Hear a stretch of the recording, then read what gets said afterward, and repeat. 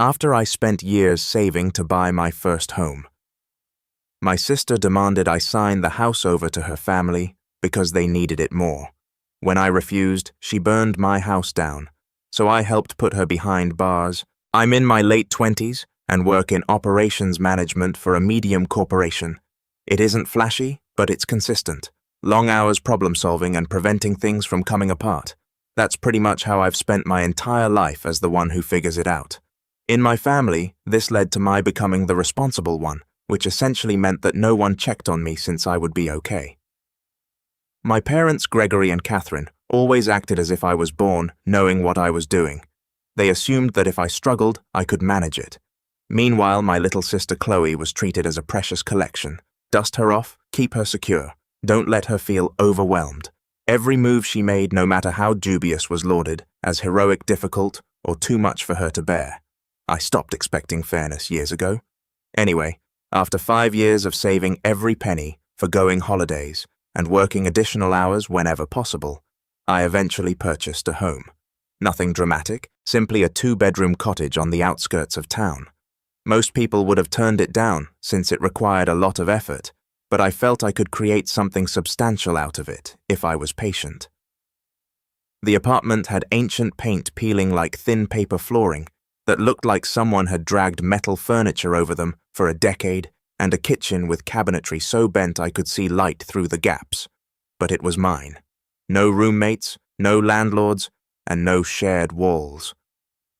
For the first time, I went into a space and felt relieved, as if the years of eating inexpensive food and maintaining my own car may finally be worth something.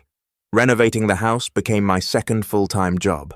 I'd work a 9-hour shift, come home, change clothes, and tackle whatever problem the house threw at me.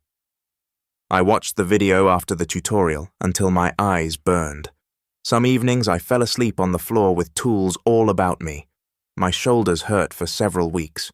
Weekends were reserved for larger jobs, like rebuilding the bathroom, removing old flooring, and repairing the sagging deck. My friend Marcus came by to assist with the bigger items. He's been my best buddy since high school and knows enough about my family to understand why I am the way I am. He kept joking that the house would be my evidence of survival after years of playing the supporting role in my own family. His words were not wrong. When I eventually brought my parents to see the development, they seemed proud in that low-key manner folks do when they don't want to make a big deal about anything. My father glanced around and remarked, "You were always handy, son," as if it was evident I could restore an entire house on my own. My mother smiled and thought it was lovely. Not remarkable, not astounding, simply pleasant. They intended well. I know they did, but it felt more like they were marking something off a list. If Chloe had done the same task, they would have hosted a celebration complete with decorations and speeches. Speaking of Chloe, my folks still talk about her wedding as if it were the highlight of the decade. It's been years, yet they still talk about it all the time. The colors, the setting, how magnificent it was, how proud they were of their daughter. It wasn't until long later that I discovered how much they paid for it. I never received that kind of enthusiasm or support. When I mentioned that the down payment was difficult for me, my parents stated they wished they could contribute more evenly, but Chloe needed it at the moment. Like need only matters when it's hers. But the reality is, I didn't buy the house to impress anyone. I bought it because I wanted something that couldn't be taken away or changed to fit someone else's tale. Nonetheless, as I stood outside and looked at the home after accomplishing the last of the main tasks, I anticipated to feel a part of something larger. Instead, I felt stable and strong, as if I had finally created something that belonged totally to me. The thing was, I hadn't realized that the others around me didn't perceive it the same way. For me, it was a home. For my family, it was just available. And that distinction is where everything went wrong. I intended the house warming to be small, 8 or 10 persons at most. Only my family, Marcus, and 2 co-workers assisted me in moving the heavier items. Nothing fancy. I bought a few pizzas, laid up some folding chairs because the living room furniture hadn't come yet, and planned a casual afternoon where folks could see the work I'd done. Chloe arrived 15 minutes early with 12 individuals I did not know. They swarmed through the front entrance as if it were an open event. I hardly had time to digest it before Catherine clapped her hands and stated it was wonderful that Chloe added to the family enthusiasm. I was about to say something when Gregory interrupted me with, "It's family. Stop being weird, Jason. More people means more love." It didn't feel like love. It seemed like siege warfare. Chloe walked in as if she were the host, not me. Her little son Oliver was on her hip, and she quickly let him go about the home. The guests she invited strolled around opening drawers and complimenting items that didn't require them, such as the hallway light switch. Her spouse Gavin came in last. He had the same expression he normally had, chin slightly up, eyes, searching the room as if he's assessing a business venture he didn't pay for.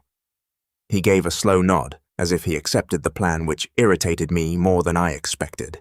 While everyone settled down, Chloe began making comments that sounded like jokes, but did not land as such. "Wow, Jason, 3 bedrooms. What exactly are you planning here? A bachelor compound?" I mustered a modest smile. She continued going. "It's kind of wild, one guy with all this space. What are you going to do? Talk to the walls? Must be nice having no real responsibilities." A few folks cracked a joke. I did not. Gregory jumped in with his own brand of helpful commentary. "Well, you do have extra space. Chloe is simply pointing out the obvious." Catherine contributed her own perspective. "I always said you'd grow into something like this when you finally settle down. Maybe it'll push you to think long term." I didn't know what to say. They made it sound as if I had purchased a toy, rather than a house. We began the house tour, something I had not wanted to do yet, but Chloe urged. She moved ahead of the group, opening doors as if she were inspecting property she already owned. When she entered the first bedroom, she turned to her audience and remarked, "This would be perfect for Oliver. Look at that natural light. He needs sunlight." I blinked, believing she was exaggerating. She was not. Gavin leaned against the doorframe, grinning as if everything made complete sense to him. He answered, "Yeah, I can see this fitting our needs pretty well." "Our needs," he stated it as if he had already moved in. Marcus stayed at my side the entire time. He watched the incident develop with a stiff look. He was not mistaken. Chloe continued to treat each area as if she were shopping for a kid. She did not bother to supervise. Oliver was dragging a plastic toy across the wooden floor. I spent 3 weekends sanding and sealing. Every scratch caused my stomach to plummet. Nobody stopped him, not even Chloe, who was too preoccupied discussing how she had arranged the furnishings in Oliver's future room. Or by the time we were in the kitchen, one of Chloe's extra visitors had opened the fridge and inquired about the availability of more beverages. I politely requested him to cease searching through my belongings. Instead of apologizing, he smiled and added, "Chloe said this place was basically family property."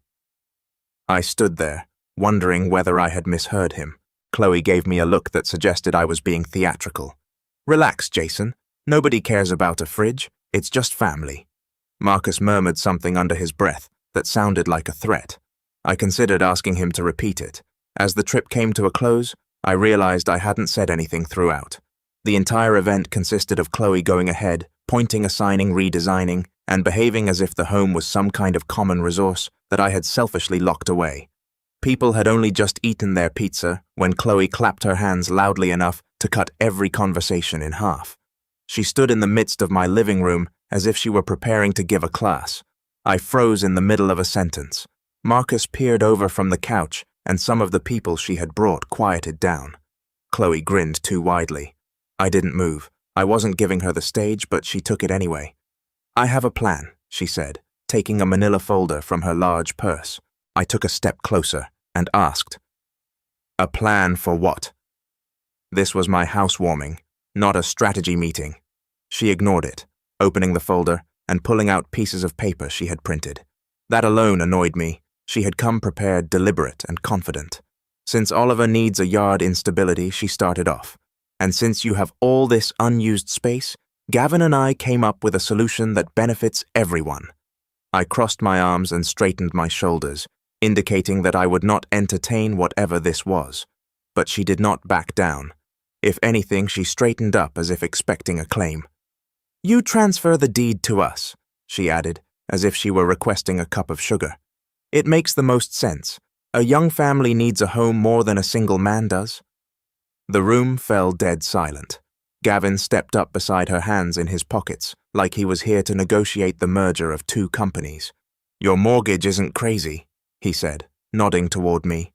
It's doable, and we already mapped out how we'll use the rooms. I abruptly interrupted him. You're talking like you own the place. Gavin smirked, as if I were being exaggerated. We're being practical. You're a grown man with extra rooms, and your nephew actually needs the space. Chloe laid another sheet on the coffee table. Here's how it works. You transfer the house to us, and then you can rent the basement apartment. We'll finish. It'll be perfect for you. Something warm crawled up the back of my neck as I heard her confident voice. I came closer, dropping but not softening my voice. I'm not renting anything from either of you. I bought this house and renovated every inch of it myself. Chloe brushed it aside as if it didn't matter. Yes, you worked hard, but stability for a child is more important than your pride. Then the figures were released. Chloe pointed to a page with highlighted lines. The mortgage is around $1,300 per month. I did not respond. Gavin moved forward. We can contribute $500, or maybe $550 when things are going well. You'd cover the rest because you make more. I laughed sharply and loudly. You want me to give you my house and pay most of the mortgage? Chloe asked without blinking. It's not giving, it's helping your family. If you say no, you're choosing money over blood. This time I didn't hold back. You don't get to guilt-trip me in my own living room. Chloe attempted to maintain eye contact, but mine didn't move. She glanced away first. Gregory cleared his throat and stepped forward, attempting to appear indifferent. Let's just hear both sides. I stopped him off. There aren't two sides. There's my house and they're attempting to take it. Catherine stepped in immediately, hands raised, as if she were the referee. Jason, honey, stay calm. Your sister is just trying to solve a problem. No need to get so tense. She was staring at me. She made up a problem and her solution is stealing my home. Marcus rose from the couch, arms folded. Gavin snorted and puffed up. This isn't a negotiation. This is theft with extra steps. You don't understand how housing law works. I read that if you have extra rooms and refuse to assist family members, a court can. Marcus chuckled sharply and without amusement. That's not a law. That's something you saw online. Gavin's eyes widened as if he had been caught cheating on an exam. It's a thing courts look at. Neglect. Stop, I spat out. Don't pretend you know anything about law. You downloaded one PDF and now you think you're a judge. Chloe's expression got cocky. So you hate your nephew. That's what this is. You'd rather have him grow up in an apartment without a yard than support us. You are heartless. And I moved closer, looming above her. Do not use your child as a shield. This is about you desiring something I've earned. The room was silent for a moment. Everyone was waiting to see what I'd do next. Chloe looked around as if she expected someone to back her up. Nobody did, not even the weird guest she brought in. I pointed to the door. All of you get out now. Chloe gasped, like I had smacked her. You're kicking out your own family. Yes, was my response before you try stealing anything else. Gavin grumbled something under his breath, but did not dispute. Gregory appeared astonished.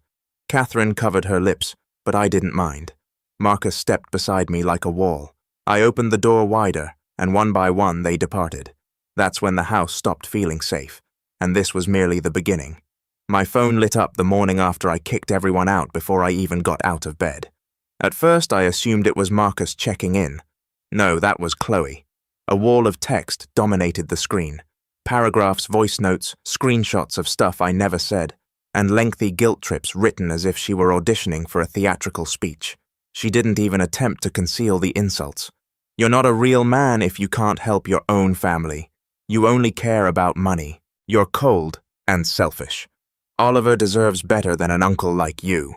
She alternated between threatening me, sobbing digitally with sad emoticons, and lecturing me on what it takes to be a brother. There was no pause between texts, only non-stop alerts.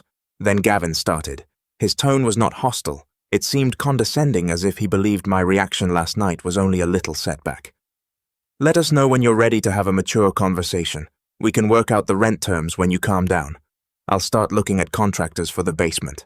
Don't worry, I'll pick affordable ones," he texted, as if he were the owner. I banned his phone number. He located another one and texted me from there. He also gave me a list of proposed modifications that he wanted me to do before they moved in. I did not react to either of them. By lunchtime, Chloe had shifted strategy and made the battle public. She wrote on social media that I booted out a woman and her infant in front of witnesses, and that I value empty rooms more than family. People who were unaware of the circumstances commented with love and "Stay strong, Mama" under her messages. She even shared a few images from inside my home. In the comments, several of the individuals she brought tagged themselves in each other as if it were a typical gathering rather than an ambush. I wasn't shocked when she twisted it. I was amazed by how quickly people believed her. Gregory called it about 3. I expected him to start with something logical, noting how ridiculous the previous night had been. Instead, he sighed as if I had caused it all. "Jason, can't you just apologize and talk to your sister? She's hurting." "She's not hurting," I corrected him. "She's angry because she didn't get her way." He brushed it off. "You know how emotional she gets. Don't escalate it."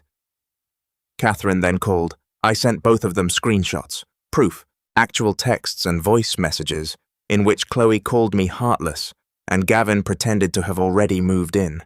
Catherine continued to minimize it. Gregory interrupted with, "You're being arrogant, son. You're always stuck in your ways. Just be the bigger person." I nearly laughed. She attempted to take my house. How am I the problem? Neither of them responded. Marcus paid a visit that night. I showed him each message.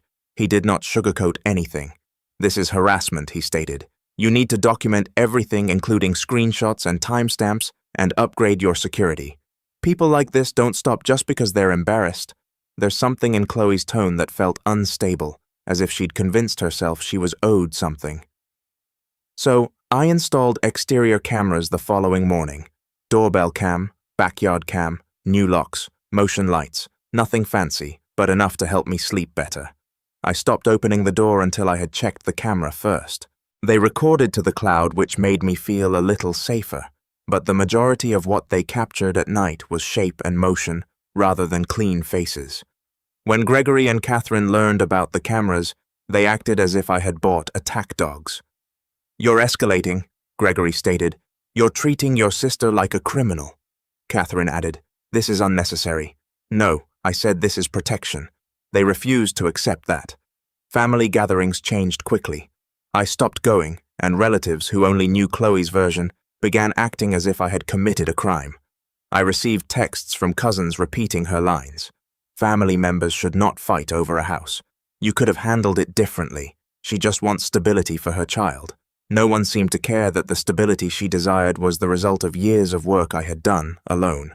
Even worse, word spread that I exploded at the party, as if raising my voice in response to someone demanding ownership of my home was an unreasonable reaction.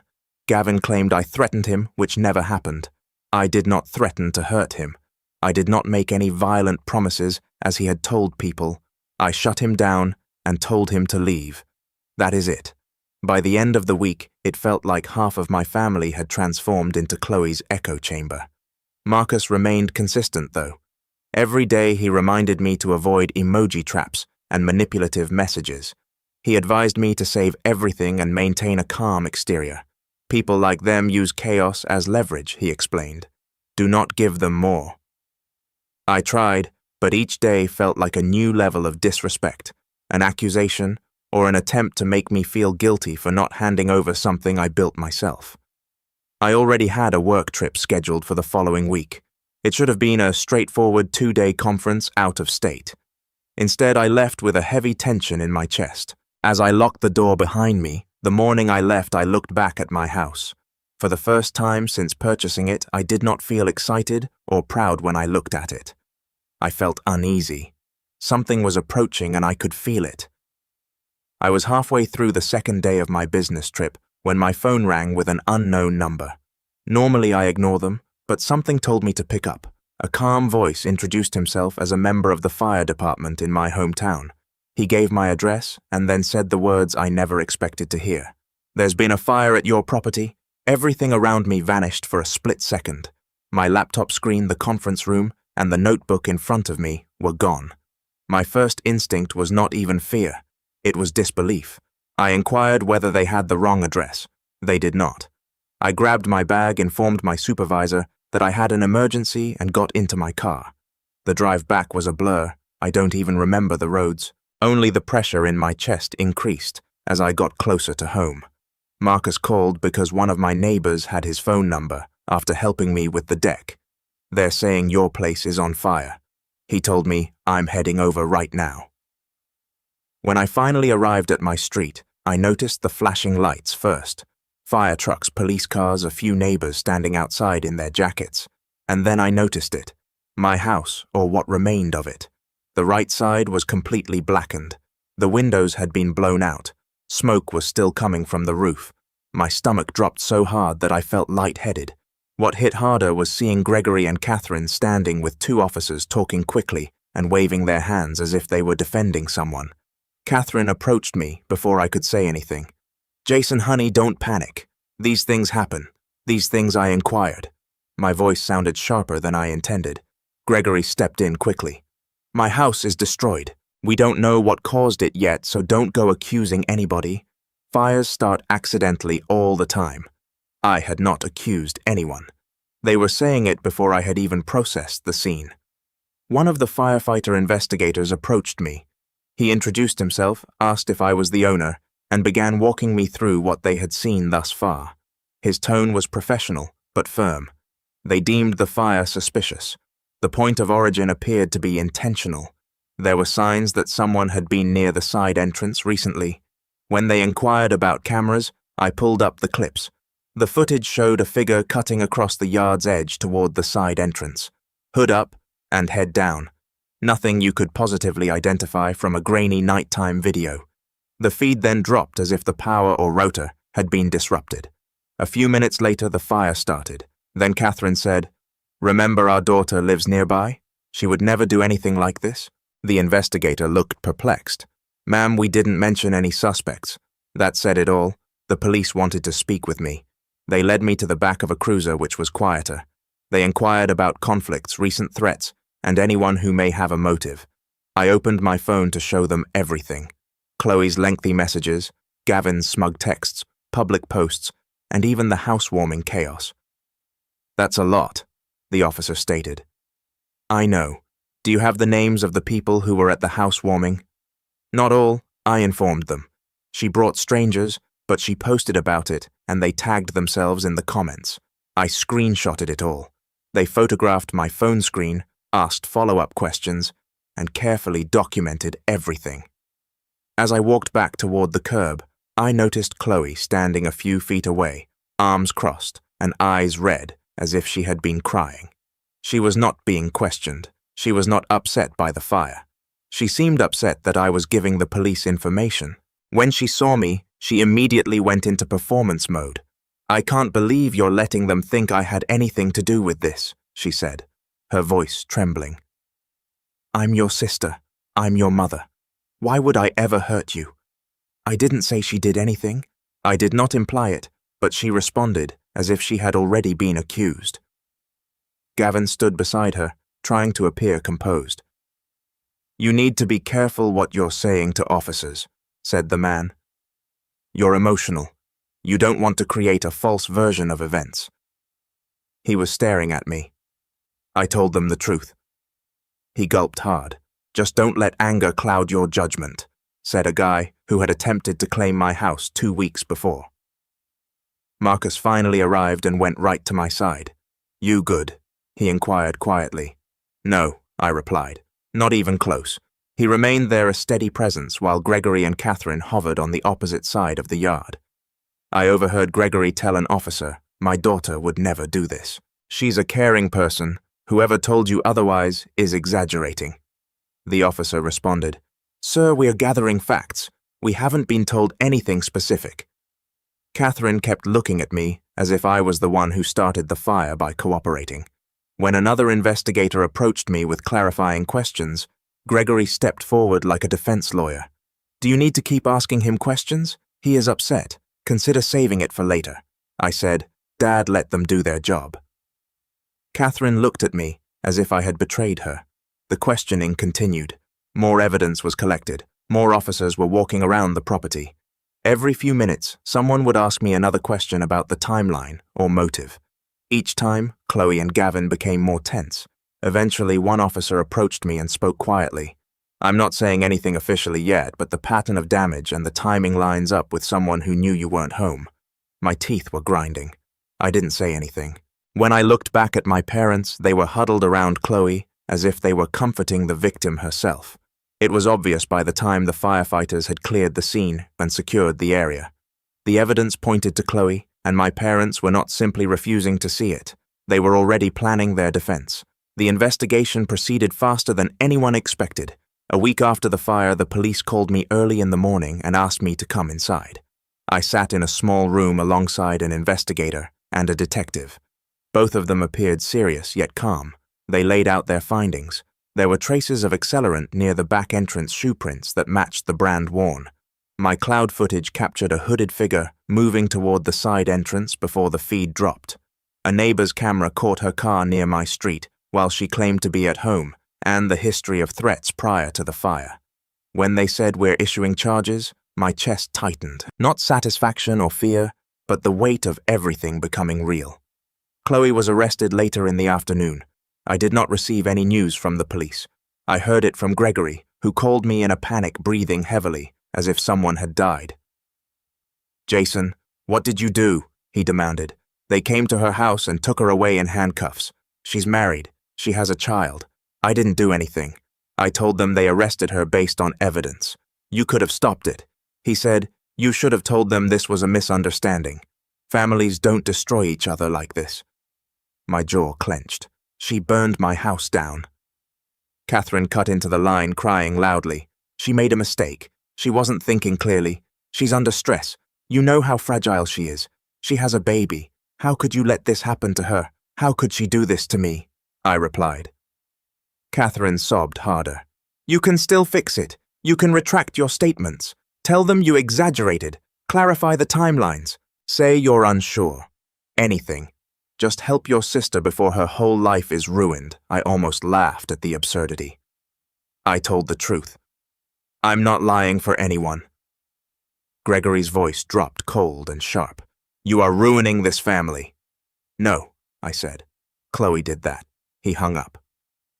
2 hours later, Gavin posted on social media claiming she was unjustly targeted and betrayed by her own brother who hates mothers and doesn't understand family loyalty. His followers ate it up. He painted her as a victim of a cruel system and an even crueler sibling. Then Gavin messaged me from a new number trying to sound tough. "You crossed the line, man. Fix this. Drop everything or things are going to get bad." I ignored it. He sent another. "I mean it. Don't underestimate me." Still ignored. That evening, I stepped out of my car in my driveway, or what was left of it, when I heard someone walk up behind me fast. I turned just in time to see Gavin rushing toward me, with his jaw clenched and fists balled. "You think you're some kind of hero?" he snapped. "You think you're going to quit? You're nothing without family. Nothing." Before he could grab me, I shoved him backward. He stumbled but came right back, swinging sloppily. I sidestepped, grabbed his arm, and pinned him against the hood of his own car.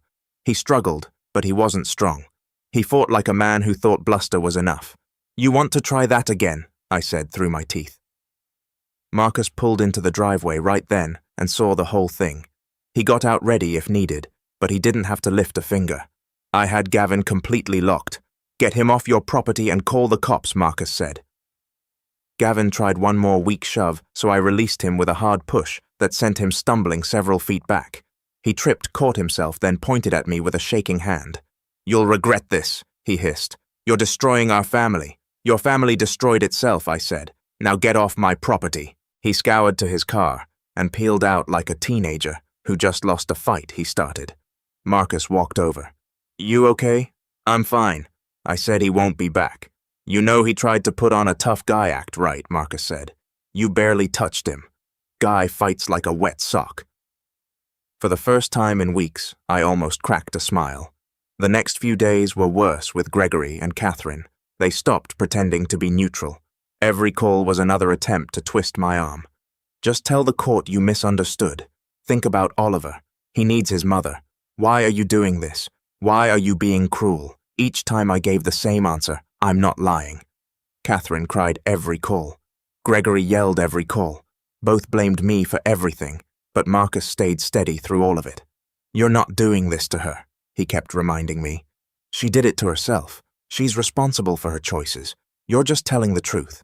That's what kept me grounded. Facts do not change just because people cry about them. As the case progressed, my parents became colder. Shorter texts, calls, and accusations. It wasn't long before the tone changed from begging to resentment, like they despised me for not sacrificing myself in the way they expected. One night, after receiving another message from Catherine, calling me heartless, I finally realized something that should have been obvious long ago. I was not losing a sister. I was also losing my parents. The court was not quick. It was not satisfying. It was nothing like people imagined. It was paperwork, waiting rooms, phone calls, meetings with attorneys, and brief hearings in which everything felt heavier than the time allotted to discuss it. However, the case progressed, and the truth eventually surrounded Chloe from all sides. The plea agreement was reached in the middle of the summer. Because the house was unoccupied and she had no prior record, the charge she pleaded guilty to was not the maximum they could have imposed.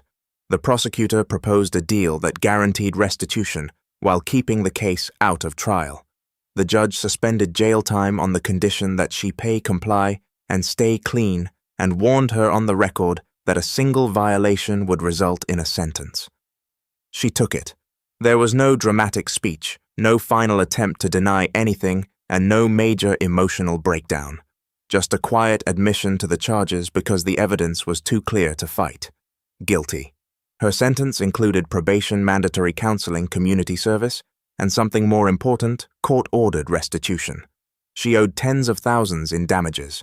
It wasn't a random number. It was related to the fire investigation insurance assessment and the cost of the damage she caused. The restitution was structured as a long-term payment plan that she could not avoid. Wage garnishment, tax return seizure, and financial restrictions. It was the only time the court seemed to recognize what I had lost. In addition, insurance compensated me fairly. They covered temporary housing, personal property losses, structural rebuilding estimates, debris removal, and a portion of the replacement cost for items purchased during renovations. They did not hand me one large check. The initial funding covered temporary housing and immediate losses. The larger portion came down to a choice: rebuild and claim full replacement value, or reach a final settlement and walk away. It was difficult to get through the paperwork, and I argued with an adjuster several times, but the payout arrived enough to recover, but not enough to forget. The house's remains were inspected, photographed, documented, and then cleared. After the insurance settlement was finalized, and it was clear that I was not going to rebuild on that lot, I sold the land to a small development company and let them deal with whatever happened next. I did not want to step foot on that property again. Meanwhile, child services became involved through the court system. Any parent who commits arson, particularly against their family, is flagged. They assessed Oliver's living situation, scheduled supervised visits, and required parental classes. It was a mess, and none of it was my fault. But in my parents' eyes, it was still all about me. Gregory and Catherine stood outside the courthouse on the day Chloe was sentenced, waiting for me. Catherine had tears running down her cheeks. Gregory appeared to have aged 7 years. Neither of them looked at me in the same way a parent would look at a son, but rather as someone who had ruined their carefully arranged world. Catherine was the first to step forward. "Jason, enough is enough," she said, her voice shaking. "She's had her punishment. Please stop now. Stop what I requested. I'm done. The court handled it. You didn't have to push it this far. She's married. She has a child. He needs stability." I looked at her, astounded that she could say that with a straight face. He needed stability before she set my house on fire. Catherine flinched, as if I had slapped her. Gregory stepped in. "You got your compensation. You got your payout. You're starting over anyway. Just drop the hostility.